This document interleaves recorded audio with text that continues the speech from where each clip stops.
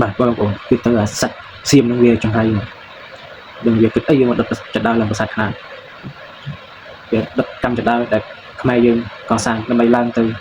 ទស្សនានៅប្រាសាទខ្នាតឡើងទៅប្រាសាទខ្នាតហើយវាមកដុតតិចទៀតហ្នឹងបងប្អូនដឹងថាវាគិតអីក្នុងខ្លួនហើយវាអត់ទូស្គាល់ទៀតនៅប្រទេសវាណាគេបានថាវាបានបែរជាបកមកថាខ្មែរណាដុតខ្លួនឯងដើម្បីបំពងពលមានណាលាក់ទៅលើថៃហ្នឹងវានិយាយចឹងបងប្អូនតែពិតវាអ្នកដុតឧទាហរណ៍វាអ្នកដុតបំណងរបស់វាគឺវាចង់កចំនួនកសក្រាមជាមួយកម្ពុជាទៀតបងប្អូនអាសត្វចៅសៀមនេះគុំទុកចិត្តវាពួកនឹងបិចច្រើនកលិចសួរចូលវាអាច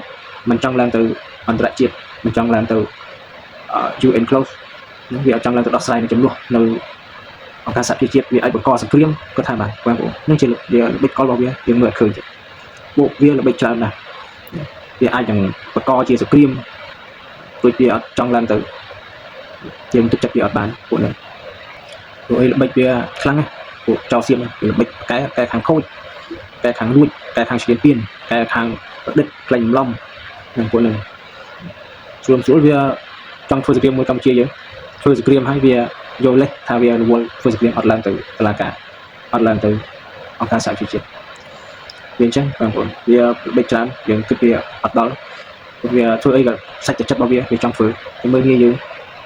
ពួកអាសត្វសៀមនេះកុំទុកចិត្តវាសោះពួកនិយាយរួមទៅគឺវាចោលប្រវត្តិសាស្ត្រអញ្ចឹងចោលវាមិនដែលចោលក្បួនវាមិនដែលចោលល្បិចកលរបស់វាគិតទៅតែវិធីសាស្ត្រណាដែលវាជាចោលគិតតែប៉ុណ្្នឹងអញ្ចឹងហើយមានតែពួកយើងមានការប្រុងប្រយ័ត្នបងទាហានកងទ័ពជួរមុខវិរៈកងទ័ពមានតែមានការប្រុងប្រយ័ត្នទៅបានខ្ពស់សម្រាប់ពួកល្បិចកលពួកចោលសៀមនេះចោលឆ្លៀនពៀនវាមិនធម្មតាទេបងប្អូនជួយ like ជួយ share ឲ្យវីដេអូនេះបានដល់ច្រើនផងបងប្អូនបាទអរគុណច្រើន